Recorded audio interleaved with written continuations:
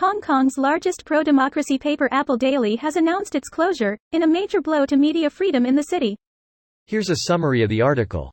Hong Kong's largest pro-democracy paper Apple Daily has announced its closure, in a blow to media freedom in the city. The Hong Kong Free Press website reports that 1 million copies of Apple Daily will be printed on Thursday. UK Foreign Secretary Dominic Raab said the paper's closure was a chilling blow to freedom of expression in Hong Kong. The digital version of the 26-year-old paper will no longer be updated after midnight.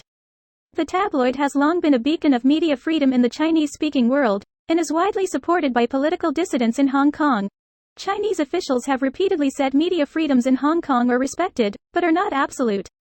Ronnie Tong, a member of Hong Kong's government, accused the paper of orchestrating a political stunt in its decision to shut down. A current affairs reporter for Apple Daily said after last week's raid, "I had mixed feelings. On one hand, I was angry at the ruthlessness of the regime. I was also sad that Hong Kong might not have Apple Daily, but I also felt fear." Police had accused the newspaper of publishing more than 30 articles calling on countries to impose sanctions on Hong Kong and mainland China since 2019.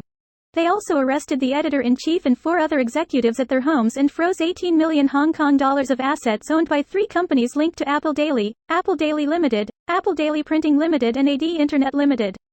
This post received a score of 60,000, with an upvote ratio of 90%. Here are the top comments in response to this article. Worth to mention that this is happening before any trial had been done. There is no presumption of innocence in HK anymore, and the HK government could shut down any media corporate using same approach from now on without any limitation.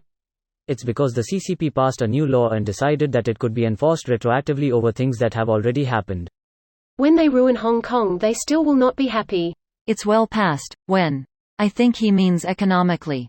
HK is still an economic powerhouse for that area, but as it gets more dystopian and the CCP cracks down more, people will flee and it'll become a shithole. Give it 30 years, HK will be unrecognizable.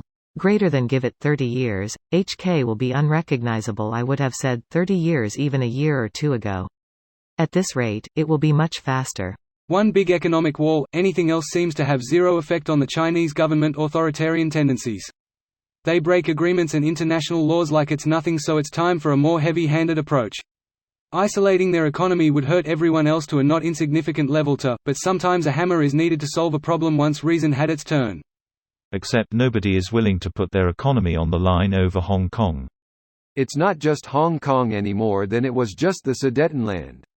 Once fascists start spreading their wings with territorial claims, it's time to bunker down.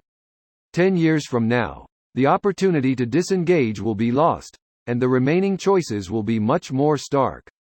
I don't disagree with you. I'm just saying that is how every other country on Earth is going to see it. The ball was really in the UK's court with Hong Kong. China was violating a contract it made with them and there were no consequences. China knows as long as it stops short of territorial conquest of other sovereign countries that could fight back, they pretty much have free rein. Edit. Facebook Messenger CS at nextdigital.com.hk +852 2623 9985. With the CCP looming, the last sentence being, "Good luck and goodbye," seems ominous. Fuck the CCP and its puppet HK government. We Hong Kongers will never give up or be silenced. GFHKSDGM Guangfu Xiang Gang Shi Dai Gei Ming. What's the plan for next steps? It is looking pretty grim TBH. In the short term, I suppose most people in HK will lay low and preserve our energy for this long-term battle.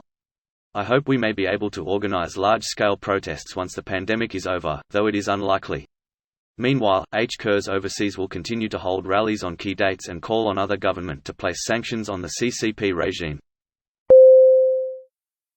This video was automatically created by Reddit to speech. The article and comments in this video were selected from Reddit according to their upvotes, and any paraphrasing was performed by smmry.com, without any human intervention.